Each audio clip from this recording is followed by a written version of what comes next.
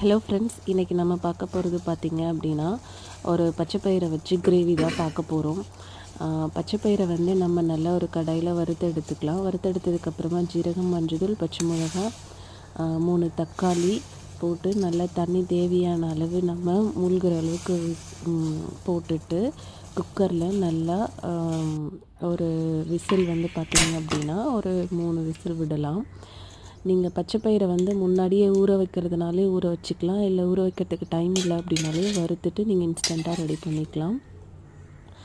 இதில் குக்கரில் வந்து கொஞ்சம் ஆறுனதுக்கப்புறமா ஜாரில் வந்து பார்த்திங்க அப்படின்னா ஒரு 4-5 பல் பூண்டு சேர்த்து நீங்கள் போட்டு அரைச்சிக்கலாம்.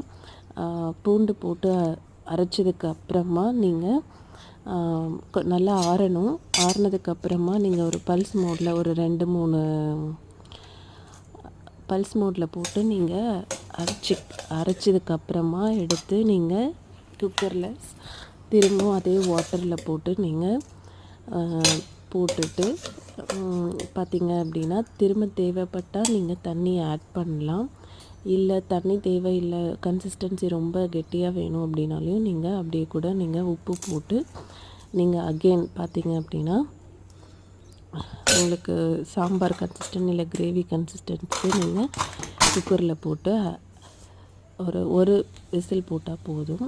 பிறகு நல்லெண்ணெய் பார்த்திங்க அப்படின்னா கொஞ்சமாக போட்டுட்டு கடுகு போட்டுட்டு சீரகம், அதுக்கப்புறமா கொஞ்சம் கருவேப்பிலை, கொத்தமல்லி போட்டுட்டு நீங்கள் தாளிப்பு எடுத்துட்டிங்க அப்படின்னா நம்மளோட ரெசிபி ரெடி.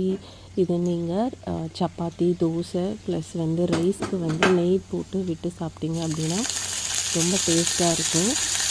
ஒன்ஸ் ரெடி பண்ணிவிட்டு இந்த ரெசிபி எப்படி இருந்தது கமெண்ட் பாக்ஸில் லிங்க்கு கொடுங்க. இன்னொரு வீடியோவில் நம்ம நியூ ரெசிபியோடு பார்க்கலாம். தேங்க்யூ.